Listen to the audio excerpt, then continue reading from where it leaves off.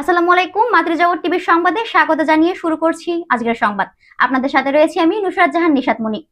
রাজধানীর উত্তর কাফরুলের এজারসিয়া গলির 512 নম্বর বাড়িতে এক বহুতল ভবন নির্মাণকে কেন্দ্র করে অবৈধ নির্মাণ, জমি দখল ও নিরাপত্তা বিধি লঙ্ঘনের অভিযোগ উঠেছে।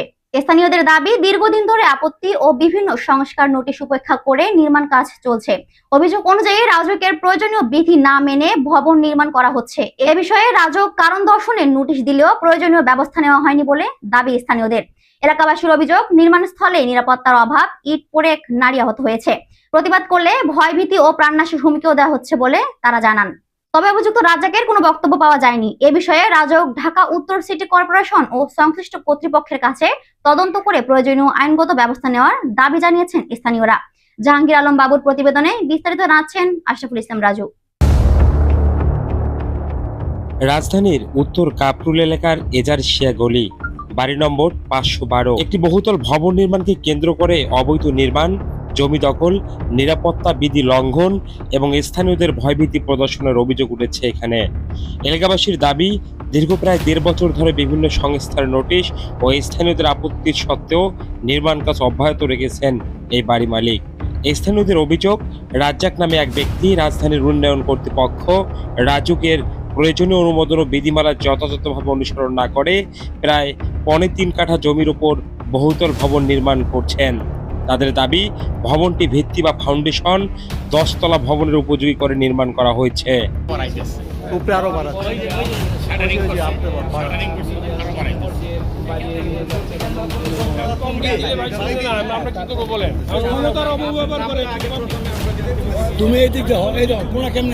এলাকাবাসীর আরো দাবি, অতীতে রাজনৈতিক প্রভাব খাটিয়ে প্লট সংক্রান্ত বিভিন্ন সুবিধা নেওয়া হয়েছিল।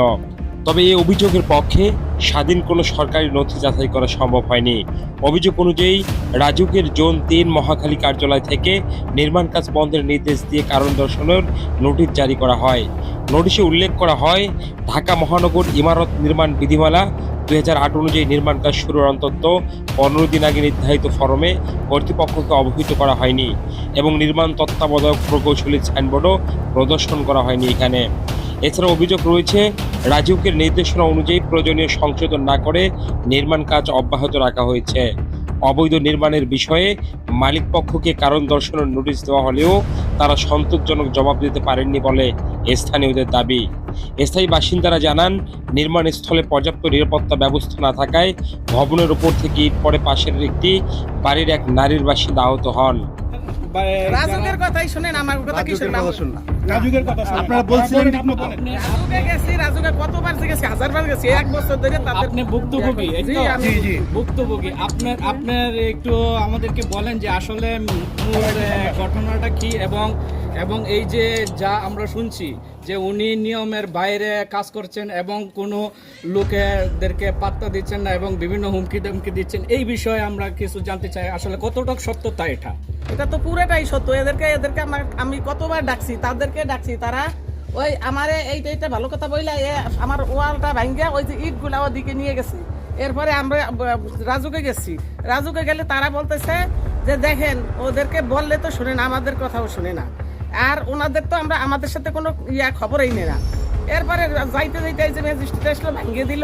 ভাঙ্গার পরে তারপরে এরা এখন উপরের দিক দেখেন, রাজুক থেকে ভাঙার পরে দেও তারা কোনো রাজুকের লোকদেরকেও তো করে না।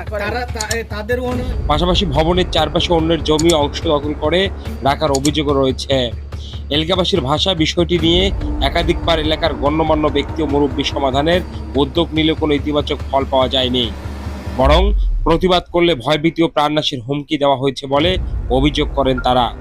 স্থানীয়দের অভিযুক্ত ব্যক্তি নিজেই প্রভাবশালী হিসেবে পরিচয় দিয়ে প্রশাসনিক বা সামাজিক উদ্যোগকে গুরুত্ব দিচ্ছেন না।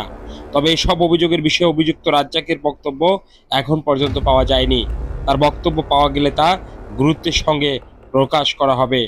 এ বিষয়ে এলাকাবাসী রাজধানী উন্নয়ন কর্তৃপক্ষ, রাজউক, ঢাকা উত্তর সিটি কর্পোরেশন এবং সংশ্লিষ্ট আইন শৃঙ্খলা রক্ষাকারী বাহিনীর কাছে অভিযোগগুলো তদন্ত করে প্রয়োজনীয় আইনগত ব্যবস্থা গ্রহণ এবং ঝুঁকিপূর্ণ নির্মাণ কাজ দ্রুত বন্ধের জোর দাবিও জানিয়েছেন। সে আসলে প্রচন্ড খারাপ লোক। হ্যাঁ, তার নামটা রাজ্জাক। রাজ্জাক, হ্যাঁ। আর ওনার সাথে আর কে কে ও, আছে? ওনার সাথে ইসমাইল, আছে ইসমাইল। ইসমাইল একটা লোক আছে এবং কিছু ক্যান্টনমেন্ট বোর্ডের কিছু কর্মচারী আছে, হ্যাঁ। আর সে যে যার কাছ থেকে জায়গাটা কিনছে সেও আওয়ামী লীগের একজন প্রভাবশালী লোক এবং সেও একজন আওয়ামী লীগের এই যে বাজার কমিটির আছে, বাজার ক্যান্টনমেন্ট ইউনিটের সে ইউনিটের সভাপতি। নেতা, এই স্বেচ্ছাসেবক দলের হ্যাঁ, সাতচু নেতা, হ্যাঁ, স্বেচ্ছাসেবক লীগের। হ্যাঁ, লীগের, হ্যাঁ। সে কোনো কেউ কথা শুনে না, কোনো মানুষ মনে করে না, রোডের ভিতরে যেভাবে খুশি এইভাবে কাজ করে, হ্যাঁ। বাধা দিলে সে বলে আমরা চাঁদাবাজি করতে আসছি। এই বিষয়ে